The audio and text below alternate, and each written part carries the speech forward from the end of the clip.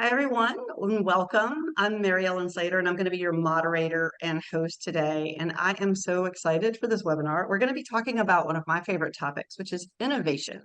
And not just innovation in the abstract sense of like people coming up with good ideas, but like how do we design our organizations and design our teams and support our teams to become more innovative? And we've got some great panelists here. We're going to figure, and we're going to be talking through like people have good ideas, but ideas are only part of it, right? And so what does it really take to kickstart that next wave of innovation inside your organization? So let's jump on in and meet our awesome panelist. All right. So first, as I mentioned, I'm Mary Ellen. I'm the CEO and founder of RepCap, and I run a content marketing agency. But before that, I worked for um, 15 years as a more traditional journalist, and that included working in the financial desk at the Washington Post and also as a career advice columnist, which still makes for a great like little back to parties apparently. So I love asking people about their first jobs. Like that has never gone away. Let's go on. Let's say next. I've also got Tony coming in here from Starmind, which is both of one works with innovators and is inherently very innovative as well. So I'd like you to introduce yourself really quickly to the audience here. Sure. Thank you, Marilyn. My first job was in finance, but I've actually been working with technology for the past 8 years, whether it be sell side with companies like Salesforce, when we're first rolling out cloud technologies to the French banking sector, or buy side with Gartner, advising companies on which technology is innovative technologies very often to implement. And I'm now, as you mentioned, with Starmind, more specifically looking after our pharma and healthcare division of our Starmind, so working with extremely innovative companies and working on projects that are often considered to be disruptive and innovative. So it's a pleasure to be here with my great co-hosts and you, Marilyn. And where are you coming in from? Tell everybody where you're sitting today. Sure, I'm sitting in beautiful Barcelona, Spain. Starmind is a Swiss-based company based in Zurich. We have offices all over Europe and also over in the US. So I'm speaking to you from 7 p.m. in the future. All right, cool. And then next. All right, Karim, why don't you introduce yourself as well? Like, I think you're like our meta host here. So Sure. I'm the CEO of Herrmann. I spent most of my career actually looking at innovation through different lenses, as an advisor, as an investor, and now as the CEO of Herrmann, kind of returned to my roots as the third generation of family leadership, but really with a mandate to innovate what Herrmann is and what Herrmann does, and take kind of the amazing basis of work that we've done over decades with companies that are the most innovative in the world, from small to as large as Pfizer and others, to really take the work that we do with them and make it accessible to a much broader audience, to democratize the power of whole brain thinking. So we're here to talk about democratizing the power of whole brain innovation today, and I'm delighted and thankful to have both Tony and Kyle here along with Mary Ellen. I think one of my favorite things, Karim, about the way that where you're taking Herrmann is the way that you do think of innovation as being for everybody. This is those things when you talk a lot about accessibility, you talk a lot about open, like democratizing. That truly, innovation is not for like this group of people that go hang out in a skunk works like kind of thing and come up with good ideas. Like you really do. I feel like in our conversations I see you have with others. Very fitting in a whole brain way that you see kind of everybody having that potential for innovation. And I think it's actually really fun. So, all right, Kyle, you're up. Hi, yes. Hi, I'm Kyle Munoz. I'm thrilled to be here with these esteemed panelists and yourself, Mary Ellen. Let's see, I started my career in learning and development. So I've had experience with that in several different industries, from banking to telecom, and I landed in pharmaceuticals, and I'm thrilled about it. So I've been at Pfizer for 23 years now, and I have led their innovation program for the Pfizer Global Supply division for about the past 12 years or so. And I also lead the operational excellence capabilities team, which includes our implementation of the Herrmann whole brain thinking model. So I lead that for our division. So I'm thrilled to be here and excited to talk about my favorite topic, which is innovation in organizations. My absolute favorite topic. Right. Very cool. All right. So what is our agenda today? So let's take a look at this because obviously innovation is a broad topic, but I want us for the purpose of this conversation today to narrow it down a bit. And just so that, we're talking about how do we do this in global organizations, right? So it's one thing to innovate, I think, inside like a single person coming up with ideas, but to come up and think about sustaining a pipeline of good ideas and executing on them across global teams where people are living in multiple countries and figuring out how to collaborate. And they're very complex things. They're often very highly regulated, right? It's like you can't just go wild carding it out here. Innovation looks different when you're designing sneakers versus if you're making someone's medication, right? Those are very different things. So don't do that in a regulatory environment. Second, how do you actually make that part of the culture? And I know, Kyle, this is something that you are super passionate about because you can only do so much like in a like in a micro level your own self, but like how do you actually change the culture to go for that? And then the last piece is like how do we make this healthy like inside our teams, like so that people feel safe to do this, so that they feel like they can build those relationships and those bonds. And I think that's gonna the buckets that we're gonna work through here. So I see we've got folks coming in from all over the place. I love to see that I've got somebody from Staffordshire, UK. Thanks for staying up with us. Thanks for staying up. Thanks for missing dinner. Like Tony wants the company. All right, let's jump on in then. The first thing we want to do is actually talk about defining innovation because we use this word a lot and we don't always say what it is. So I want you each to tell me of these choices, which most closely describes how you define innovation? And we've got solving problems with data and evidence, developing efficient systems or products, collaborating to create meaningful change, and thinking creatively and imagining future possibilities. And I want to see how y'all enter this. And then we're going to have our panelists give us their definitions. And I'm going to start with you, Kyle, just to have you teed up for this one. Right? Because I love your definition. So let's see how people answer. Let's see our poll results.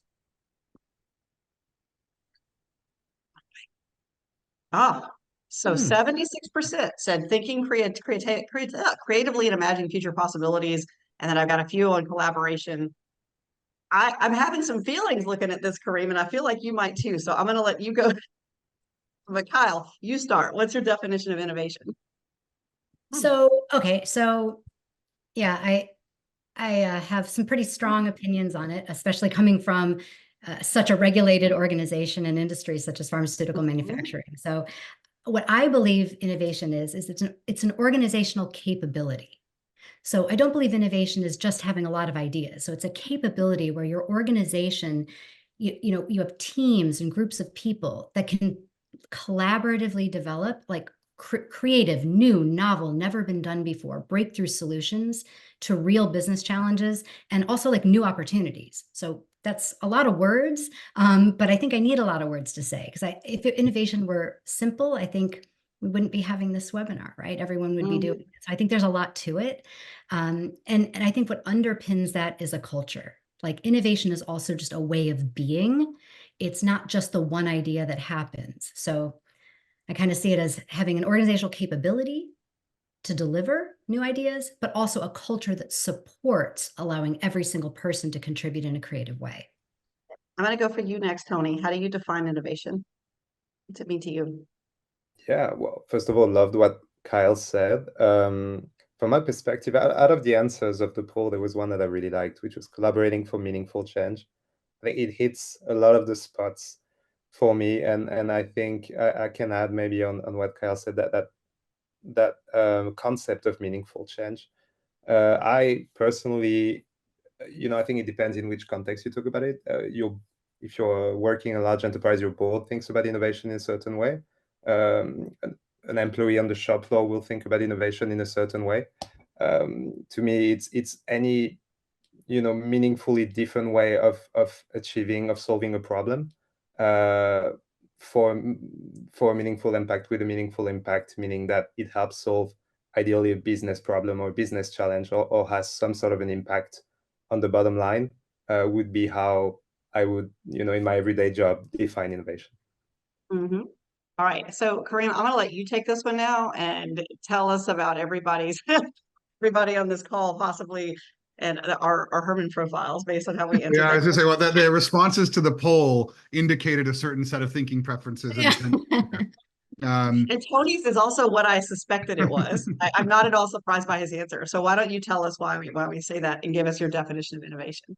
Well, I mean, for those who are familiar with whole brain thinking, that was a bit of a trick question in that poll, right? Because I think most those people familiar with whole brain thinking can recognize that innovation is really a whole brain activity. So I ask this question a lot, right? And most of the time people think of it, and most of the time the responses are actually in that sort of new ideas and creativity realm. That's what people generally associate with innovation. And of course, you know, if you look at the etymology of the word, right, novo vare, it's basically new, bringing about something new, renewal, change.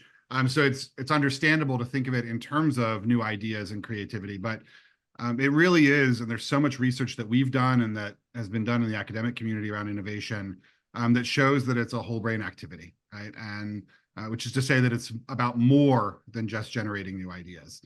Idea generation and creativity is one stage of that innovation process, but it's only one component of a successful innovation. You know, there's a saying that you know, an idea without execution is just hallucination, right? And an idea that doesn't actually go anywhere, that can't actually be implemented and delivered, is really not an innovation. It's just an idea, and it kind of stops at that level. And Tony, to pick up on what you said, I think a successful innovation is always rooted in deep empathy for a customer, for a user, for a stakeholder, right? And so much of the work that's happened at the design school and some of the work from IDEO, it's all really sort of centered on the user and understanding that user need first, and then building around that.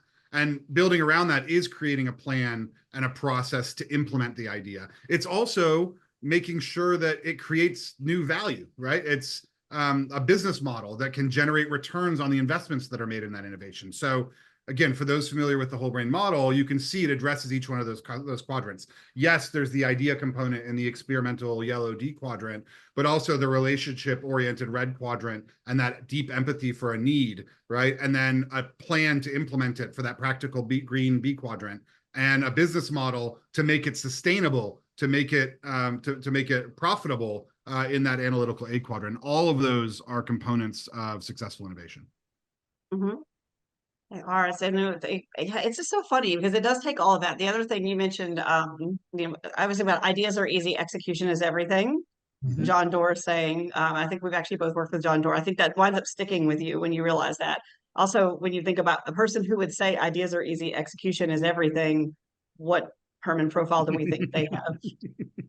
I actually know John Doerr's profile, but there's certainly a lot more green, and I think it's also in service of the outcomes, the blue, the return. Exactly. I would have thought he was be very blue. My guess is very blue and green. It's a very, I think it's kind of an engineering model, but yeah, it's always cracked me up. But he's very right. He's very right. So let's kind of jump on in here. I want to talk about the challenges of this, right? Because I think this ties into like this, even having different definitions and this understanding, you know, what are the challenges when we are trying to innovate at this scale? So the next question, I have another poll question I want to pop up while we prep for this, which is about the most critical factor for creating that culture of innovation in an organization. And while we're pulling up that poll, Karim, I'm going to stay with you for a second and just ask that you, what is the most common challenge that people run into from your perspective? What keeps people from innovating the way they want to? I see so many people especially in large organizations, right, where, you know, because of the scale, jobs and roles are pretty clearly defined and kind of all fit relative to each other, you know, as opposed to sort of the wear many hats kind of approach in a startup most of the time. But in large organizations, so many people are not empowered to be an innovator, right? They're not given the license to take on that responsibility, and they may not be aware even that they can play a significant role in innovation, right? So part of that might be because of a lack of psychological safety, but more often than not, it's just that they've never really thought of themselves as someone that's responsible for innovation, right? Mm-hmm. And it's that kind of mindset that you alluded to, you know, the skunk works, like innovation happens in R&D or design or maybe engineering. but not in places like sales or ops or supply chain, right, Kyle?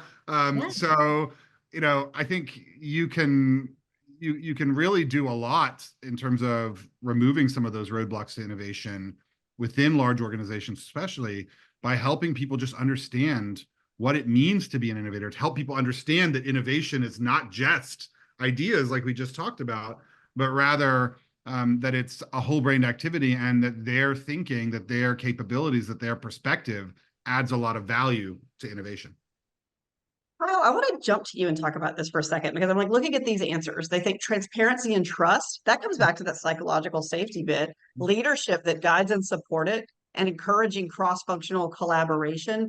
And it's interesting, virtually nobody said implementing clear and efficient communications. Well, I think y'all are telling on yourselves about your profiles. Like, I can see what it is just looking at this and what y'all think. Like, we got some exercises, Kareem. We got to get some exercises in here. Like, but Kyle, how do you, because you've been in learning and development, like this is like your thing, is like teaching people how to, and so I think you're teaching them how to think of themselves differently. There's skills, there's mindset. How do you do that at scale? Yeah. Yeah. Well, it's been a journey for sure. What I would say, there's a couple of really key points in here that I think are really important. So first off is, your organization is not going to be an innovative organization if that's not part of what they want to be. So I like to have real honest conversations with leaders. They say they want to be innovative. Are they willing to make that leap? Are they willing to put trust in people? Are they willing to not be the person that always has the answers? Right? So there's some real hard questions, I think, that organizations have to ask themselves. We're very lucky in my organization. We are an innovative company. It's in our blueprint. It's in our DNA. It's in our cultural values. You can go to our website and see it. So, to some degree, I have an advantage, right? So I can just point to that and say, are we innovative or are we not? Okay, so that's the first step, is it has to align with the company values and the company goal, company mission. And the second is having that leadership support, the buy-in to support an innovation program. The how you change people's mindsets into being more innovative, that's the fun part. And there's a lot to talk about it forever, because you have to remember, I work for the manufacturing and supply chain division. So I work with engineers, I work with operators, I work with scientists, it's extremely regulated. And we've done I'm super proud of my organization, because we have unlocked creativity with everyone. And we did it through what Kareem's talking about. We have a whole-brained innovation program. So there is a place for everyone. For the people that are more scientific-minded, who are more critical, they don't feel left out of innovation. Oh, I don't have that creative side. I'm not a great ideator. There's a place for you in our innovation program. We make you feel valued. You're the one that's going to help bring us some of the data. You're going to help identify where those business challenges are. Oh, I'm not super creative, but I'm really good with people. Fantastic. We need you, because it's a contact sport. It's a collaborative sport. Oh, I'm more in the green space. I'm more in the implementation. I just like to be told what to do and kind of like go off and do. Great. We're going to need you to help with the implementation. So by design, we've built a program that is inclusive, and it not coincidentally aligns with the Herrmann. We have brought the Herrmann brain model into our innovation program, because it aligns so clearly with our phased approach, which is all 4 quadrants. The ideas piece, it's just 1/4, and we use multiplication. So we say, if you only have ideas, you've got 0, so you leave any space out. So everyone is equally important. There's a lot more about building the culture and about creating that safe space. But we can move on. I talk about it a little bit more, but I think maybe one thing I'll leave with is, we have implemented what we call a behavioral platform. So there's a way in which you behave in order to be an innovative and more creative person. And that is something that we do communicate across our entire organization. So there's a common language and expectations on how people behave that does engender a comfort in being creative and putting ideas out there. I love it. Tony, how would you answer that? What do you see? Because again, you work in a startup that's extremely innovative, and then your clients or your customers are also some of the most innovative companies in the world. What do you see as usually the roadblock to innovation in a big global team like that? What holds them back? Absolutely. So talking maybe from the perspective then that I know most of innovative projects, let's say, or innovative technologies, that large enterprises, the truth is, tend to be risk averse, right? Except in some rare cases. For example, I was talking about Pfizer that has a DNA of innovating as much as they can and staying innovative. But most large enterprises tend to be risk averse. So the bigger the company, what I've seen over the years is the tougher it can be to actually get these ideas out of the line, especially in cases where the proper channels that Karim was referring to are not always in place. So I would say what I like to call fear of messing up, FOMO for short, is on my day-to-day life and with interactions with many.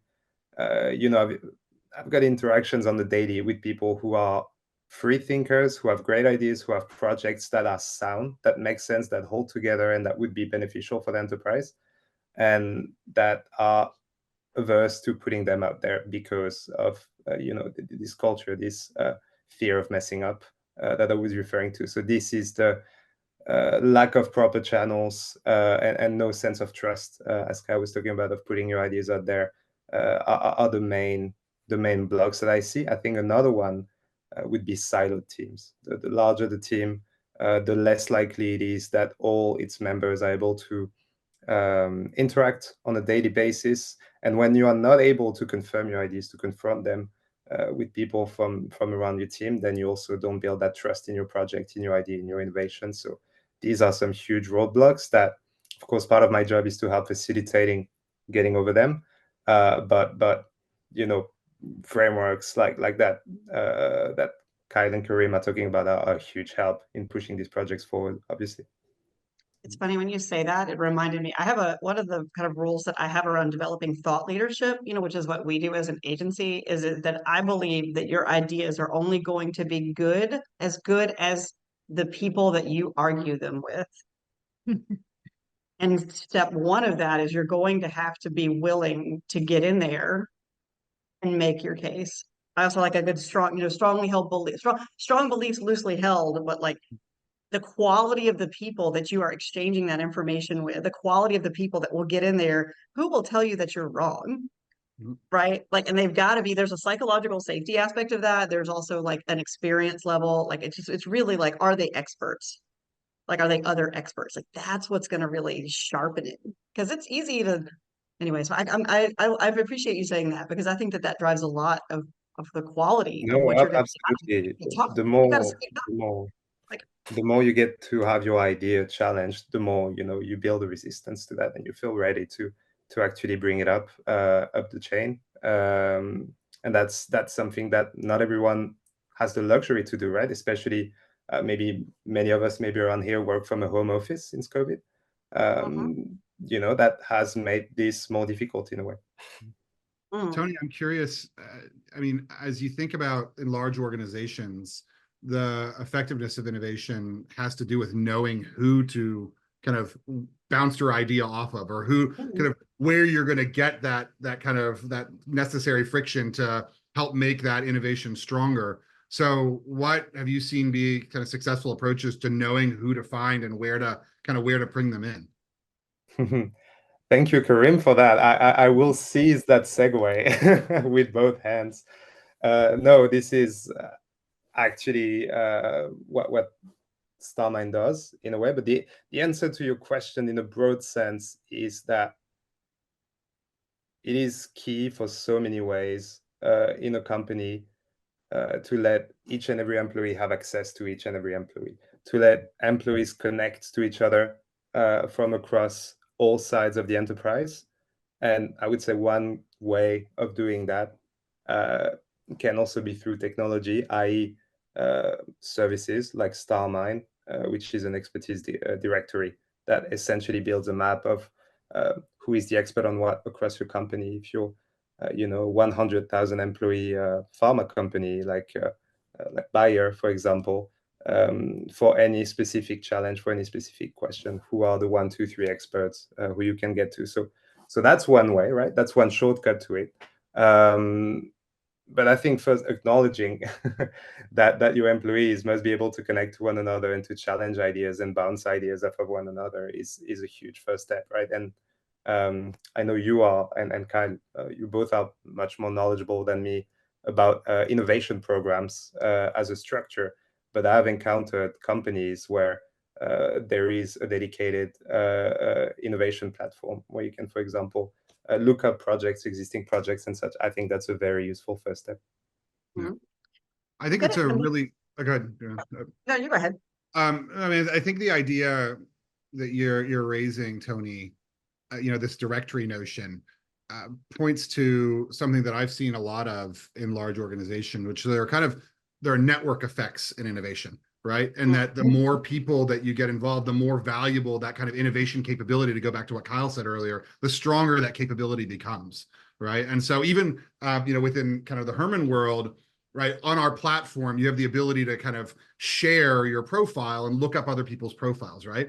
And we were talking about kind of an innovative culture, or kind of what is innovation. The companies that I see that are kind of really the most innovative are really open and kind of promote the sharing and being able to look up someone from across the organization, whether it's using a platform like Starmind or just using the Herrmann platform, to say, hey, I'm looking for someone who brings this kind of perspective, right? So even just sort of being able to toggle on the ability to share your thinking in the case of Herrmann, or your expertise in the case of Starmind, I think creates that network effect, which ultimately helps drive and sustain kind of that innovation capability. Absolutely. And I think maybe to get back to the also the original question, and this connects very well to your point, Karim. One, have you ever had an idea that was so good, or you thought was so good, and you thought, well, surely it would have already been done, right? Someone would have thought of it already, and someone would have done it already. And what if you cannot cross-check that? And then what if you could actually cross-check that and build this extra confidence, and okay, nobody has thought about it. I should actually go get at it. Oh, okay, someone started thinking about it. What if I could connect to that person? Oh, they're sitting in Japan. Great. Let's open the conversation up. Kyle, I know you were going to say something. Yeah, so I was thinking I might be able to add a little bit of thoughts around. I'm going to pick up on a couple of threads, the like bouncing ideas around, arguing them to make them better and stronger, and having diverse connections with the right people. Like in our organization, we actually, if we need a creative solution to a particular business challenge, we operationalize some of the things you're talking about. We all agree that that's the right thing to do. You should bounce ideas off people. You should connect with the right people. But how do you do it? So for me, that's the secret of having a program, because you can just operationalize the things that we know work. So I'll just give you some simple examples of how we bring some of these things in. If we have a business challenge to solve, first thing we do is we don't invite all the same people that are already working on it. Because if they have been working on it already and they have very, marginally innovative solutions, or solutions that don't quite meet the targets, then you need to do something different, right? They get in their river of thinking. If you follow Edward de Bono's lateral thinking, we need to get them out of the river of thinking. So first thing is we design in the cognitive diversity. We design in people who have different experiences, who have expertise in different areas. And our favorite person to bring in is the naive participant, the person who doesn't know anything about it, because they're going to give you their unvarnished opinion. They're going to see opportunities where others don't, because they've been so entrenched. So I think that's a really key component and it doesn't just happen naturally. So that's the thing. There does need to be some structure around it. So we've been very successful with this. In fact, we often say our most successful innovations come when most of the group doesn't know anything about the challenge. Like, it's the best thing. I think but again, using sort of our 4-phased model, which kind of corresponds to the Herrmann model, at some point you have to actually be sure you have the right people involved. You have to get more reductive. You have to start thinking about how do we implement them.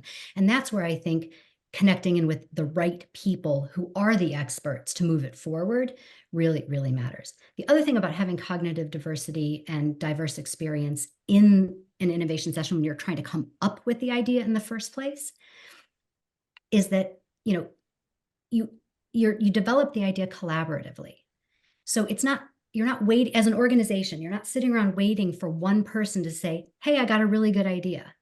Like for I'm speaking for myself personally, that feels like a gamble. Like I just hope someone has a great idea and raises their hand and it gets heard. I'd rather collaboratively develop these ideas. Like, let's work on them together. So it's not my idea or your idea. You're more senior. I don't have visibility to the right person. I'd rather us come together and build that idea together, make it stronger. And then it's our idea that we present. One idea is not more precious than the other. And we can go with the one that makes the right business sense without anybody's ego getting in the way or anybody, trying to push a pet project through. So I just thought that might be a way to connect some of the things you're talking about. How do you actually do it? Like, we know it's the right thing to do, but what's the how? I think it's so important in again, in innovation being more than just an idea, right? And it being a capability. It reminds me of some work that I did years ago. I don't know if you remember, there was a kind of a time where there was in the press a kind of a little bit, I don't know, controversy, I guess you could call it, where the American embassy in Beijing was publishing their own pollution level recordings, and they conflicted with the official Chinese government's pollution statistics, right? And it became this sort of like press thing. So you'd go on Twitter, I guess, it was still Twitter then, and you'd see sort of, the official Chinese government pollution levels, and they'd be in kind of stark opposition to some of the readings on the ground. So of course, in any sort of crisis like that, there's an opportunity. And I was working with Philips, the sort of large Dutch electronics company at the time. And they saw an opportunity in that, right, to help boost their air purification business, right? And so what we did we did it in 4 days. So we put together a hackathon, basically, to, effectively the opportunity was to use people's smartphones and the connectivity to data sources that may not be the official data sources to allow them to introduce a digital innovation in what had been a pretty stagnant category for them, which was air purifiers, right? I mean, you have the fan and you have the filter, and that was kind of it for a long time, right?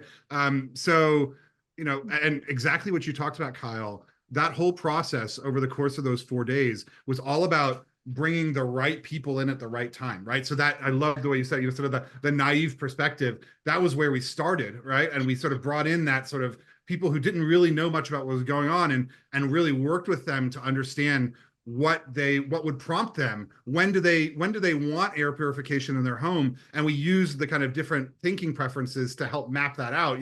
Someone who's more of a safekeeping or a relational thinker is going to be really thinking about their family. So they're at work and they're distracted because they're seeing the pollution out in the air, and they want to make sure that their home is clean, or their air is clean when their kids come home from school, right? We kind of took all those different perspectives in to synthesize use cases. And then, as you said, Kyle, then we had access to experts from the WHO. So we brought them in to kind of provide perspective. We brought in, of course, the engineers and the folks on the business side to help bring that. And within 4 days, we'd hacked together a really amazing product that ended up becoming their best-selling air purifier, not just in China, but all over the world, because just something as simple as being able to, turn it on when the pollution level reached a certain degree was a huge innovation. It was all because of being able to bring in those different perspectives. Oh my God, I love that story so much. I love that so much. Amazing. My air purifier does that, so good to know. I have the Chinese, also the embassy in China, to thank for that. And maybe to bounce also on that idea, Kyle, of I think you called it cognitive dissonance, or having people from different backgrounds. Cognitive diversity, yeah. Diversity. Diversity, thank you. Dissonance would be something else. I appreciate that. If there are any We also all experience that. That's amazing, because that's actually something that the data shows us at Starmind.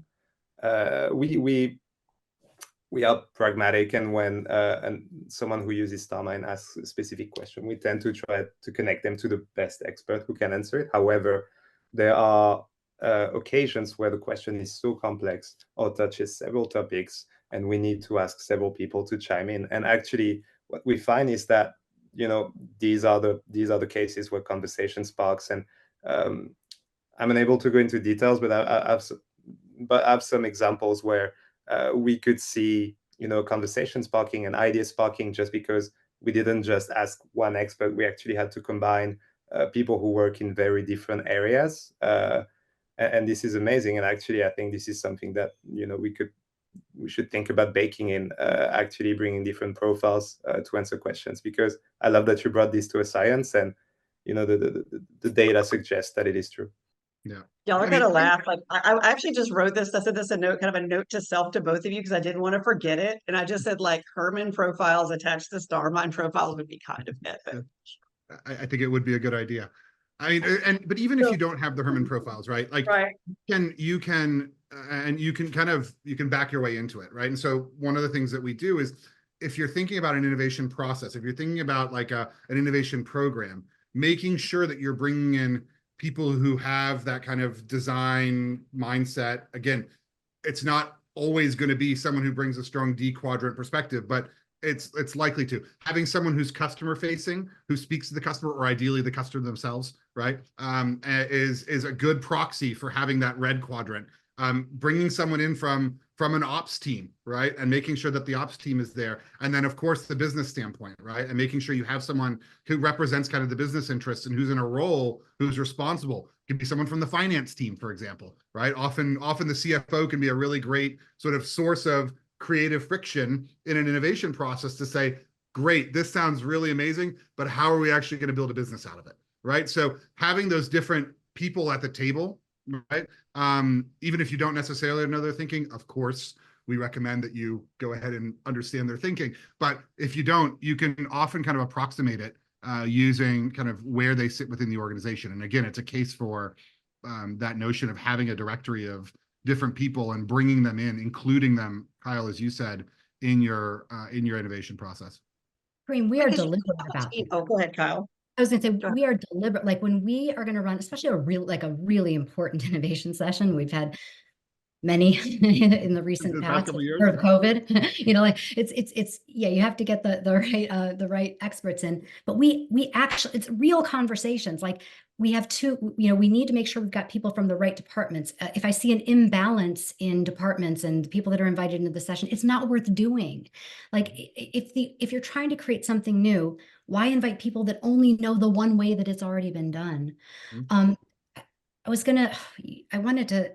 So another benefit you get from bringing different people with diverse thinking styles and different experience is you bring more into the room to ideate with. So the phrase I like to use is constellation thinking. The more stars you have in the sky, the more you're able to find new constellations and patterns. One person only sees their star, right? No one person has the answer. It's not that star is the answer. It's if I look at them, now I can start to see now I can start to find the opportunities. Now I can see, oh, this person has an experience in a different industry. That's what they're bringing with them.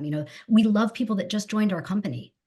They get invited to all the innovation sessions. We're like, we want somebody who doesn't know what we do. Like we want to hear what you learned from somewhere else. And it's not copy paste, it's copy adapt paste. So like you got me all worked up when you started talking about it, because I really feel strongly that that's the secret sauce. And we use Herrmann, it's an and for us. So we first look at what departments are people from, what experience are they bringing? And we do look at what we think their preferred thinking, unless they're willing to share it with us, right? Of course, of course, but we would say, well, we need this sort of thinking, and do we have that in there? So I just wanted to. I love that idea of constellation thinking, Kyle. You just made my brain explode a little bit. So thanks. Well, it's the yellow. She just threw the yellow at you. Now you're like, yeah, constellation. Yep. I want to ask you something, Kyle, because again, thinking about how I know that you approach this, talking about a culture of innovation and cognitive diversity. I mean, these things all sound very soft. They sound which I often think that sometimes though we denigrate things that are soft, like over in that red quadrant, we don't always take it as seriously as we should. That's another matter. But to speak to my blue friends, as Amanda taught me, my blue friends, how do you measure something like this? How do I know? How do I defend to the CFO or a blue quadrant person that I have made our culture more innovative? How do you measure it? Okay, super good question. Not an easy one. I'm not going to pretend like I've got this down 100%. Okay. So just to be honest, it's a struggle, right? Because the return on investment is very long sometimes. And the program I run is generating an idea, the new idea that's never been thought of before. By the time that idea is implemented, so many other hands have changed on it, because just going back to what I said, the group of people that come up with the idea are not the people that are going to implement it. That makes sense. So the line between the idea, the credit, the measure, right, of the innovation to the, return on investment at the end, it's a little bit difficult to trace. So instead, we look at it from a business perspective in terms of, is the business meeting their targets? Are we meeting our goals? Are the ambitious goals that are being set by our leaders being met? Are the problems that we see recurring and the money we spend fixing the same problem over and over, is that going away because we've got the innovative solutions? So we do tag the work of the innovation program to the successful achievement of these very ambitious goals. So we would say, was innovation used for, to meet this goal? Was innovation used to develop this solution? And we have to do it through a communication vehicle. I do measure other things. We have an entire, not enough time, but we have a 13-component ecosystem that has a maturity assessment that goes with it, that measures all the parts of what innovation culture and innovative culture has. So I do measure that. So I have numbers to see like which areas of our business have more mature innovation programs, and we have certain metrics that we're tracking. So it can be done. It's not super easy. No, I'm just be honest. It's not super easy. And but it's, how do you measure change agility? How do you measure innovation? Like, these are things we know that they're at the top of the Maslow's pyramid, so to speak. You can measure the stuff at the bottom of the Maslow's pyramid. You can measure how many dollars come in and how what your expenses are. So you also have to be have to have a little yellow, like, to kind of see that it's the right thing to do and that we are moving in the right direction. Yeah. Karim, why don't you zoom out a little bit with us? Because like, you see this in a lot, you basically have been touched on this in a lot of organizations. How do you see people measuring it? I also know you really like to measure things. So like, I do like to measure things. You like the strong preference in the A quadrant helps there. Yes. I think, there's two things. So I mean, what Kyle said, I think is really, really apt. So there's measuring the maturity of your innovation function or your innovation capability, right? And then there's measuring the outcomes of that capability, right? And so I think it's important to do both, right? And to recognize that there are certain metrics that are really relevant in understanding just, do we have a robust innovation capability? Are we providing the right inputs to get those outputs that we want for the business and otherwise?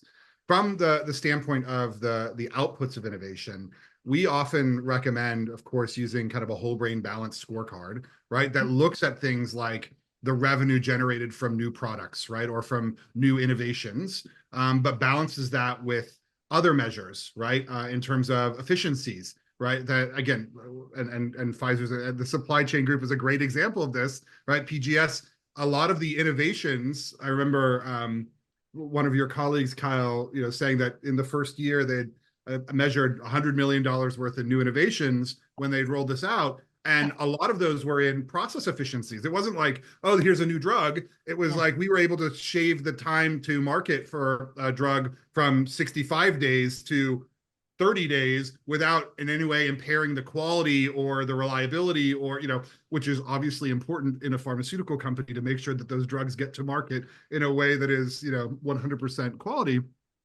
So having kind of a number of benchmarks or a number of measures that represent, again, the blue quadrant, kind of the financial outcomes that you're trying to achieve, the process and the efficiency of the process, the customers and understanding the ways that you're engaging with customers, the depth of the relationship that you're building with customers. Again, that varies industry to industry, company to company, but there are ways that you can measure really what is the customer impact that we're having.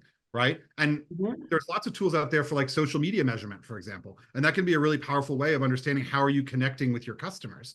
Right. And then in the D quadrant, it's, just there's some volume components of innovation as well. Like, how many new ideas are we generating? How many conversations, how much are we doing on those fronts? All of those factors come together, I think, to give you kind of a rounded or balanced view of the outcomes from innovation that you're driving. Yeah, no, it is so interesting when you were just thinking about ideas, because I think there's also real world consequences to this. I mean, obviously we want all businesses to be innovative, but when a company like Pfizer is innovative, it saves people's lives, like, right? Like, you think about that. If you can figure out how to, I mean, actually, honestly think, I know you can't get into details with this, but like the sort of team they brought together with, around COVID, if you just think about that abstractly, everybody out there, and think about, if you think about the innovations that they're making quick decisions around how to deliver things like that quickly, that has real consequences, like in the real world, like in very real ways. So innovation is not just like fun stuff. Mm-mm.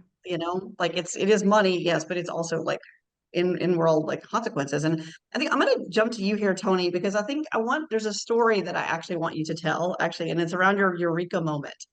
And I want to make sure that you get to kind of talk about this and where sometimes these things can happen when we build these relationships, when we create that constellation and we let we free people up to work together and to communicate with each other, the kind of things that can happen.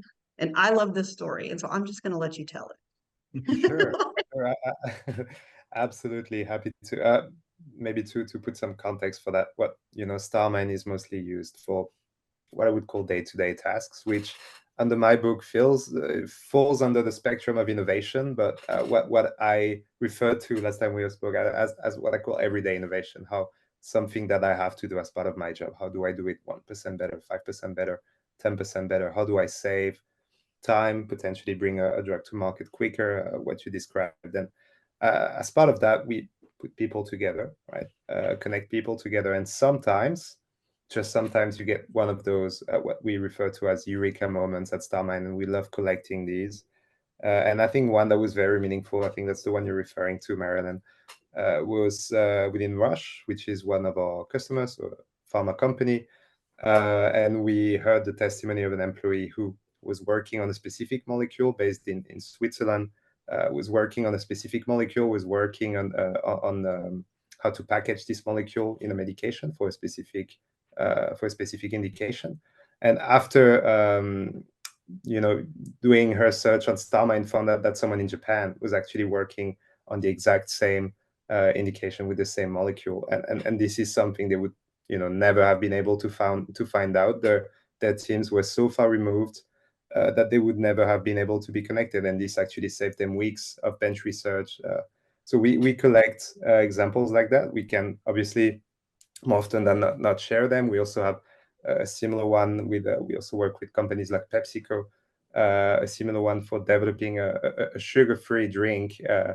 And without going into details, let's just say that maybe parts of how good your sugar-free Pepsi tastes, you might have Starmind to thank, 10%.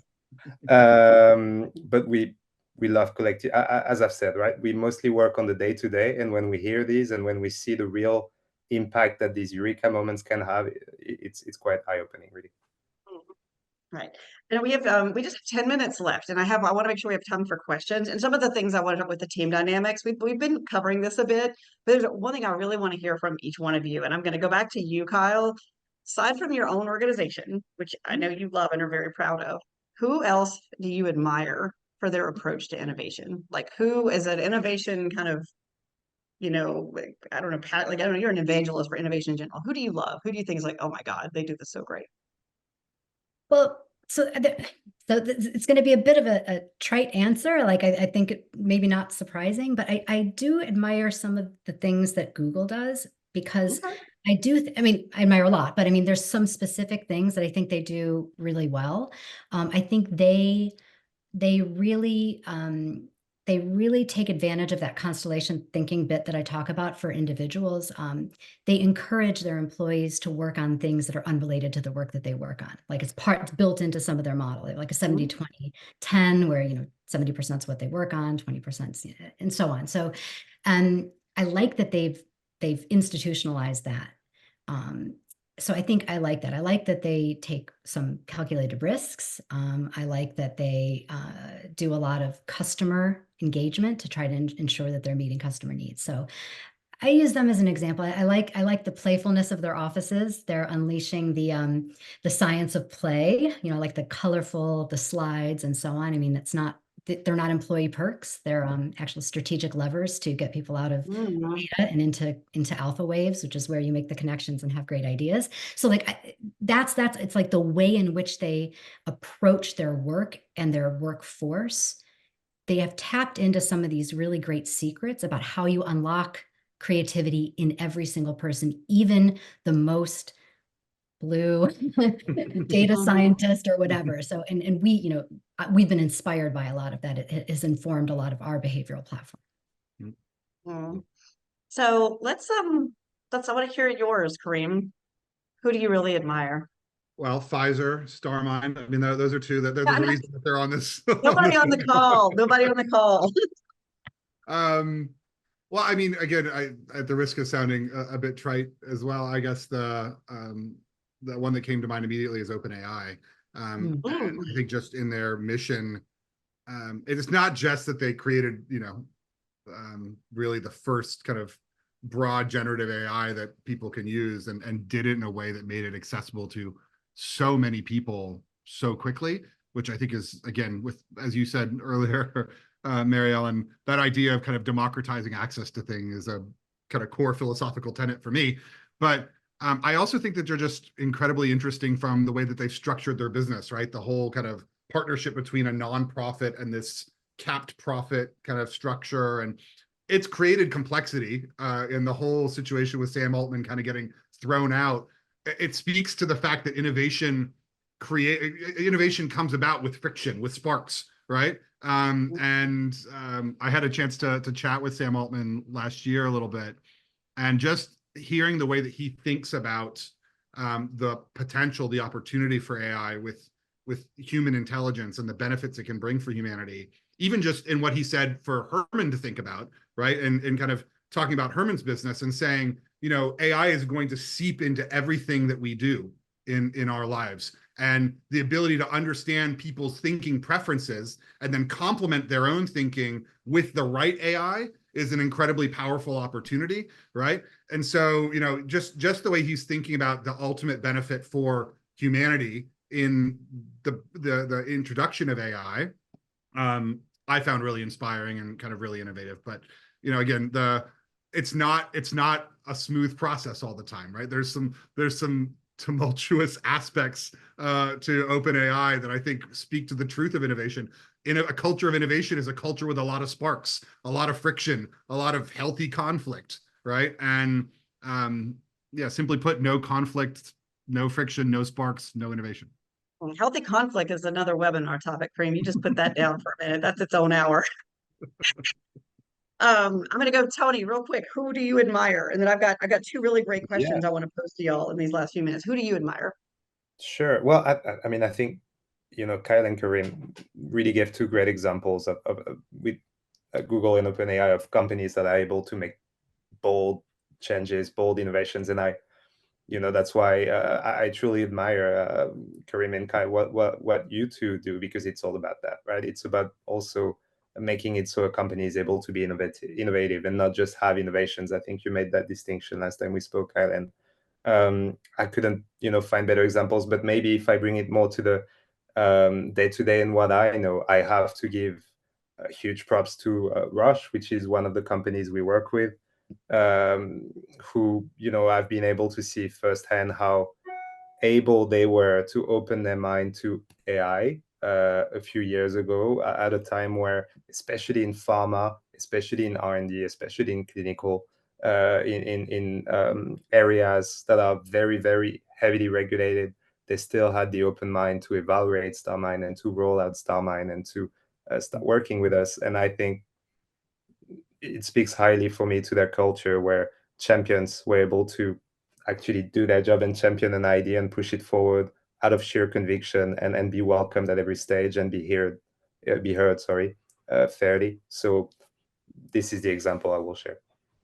I always think too that pharma is really interesting, because I think on one hand we would think of Roche and Pfizer as competitors, which they are, but they're often collaborators as well sometimes. I think I was thinking about the COVID stuff I don't know. I mean, I have lots of questions about that, even how that plays out for you, Kyle. But like, it's really fascinating. Like, I didn't think you would even collaborate with your competitors Well, to and innovate. the Pfizer BioNTech kind of Yeah. partnership Mhm. collaboration is a great example. And I think it's a Absolutely. great example of how innovation works at scale as well, is that you understand that you are a part of an ecosystem, a constellation, if you will, and that, you know, you may be able to bring specific capabilities or advantages.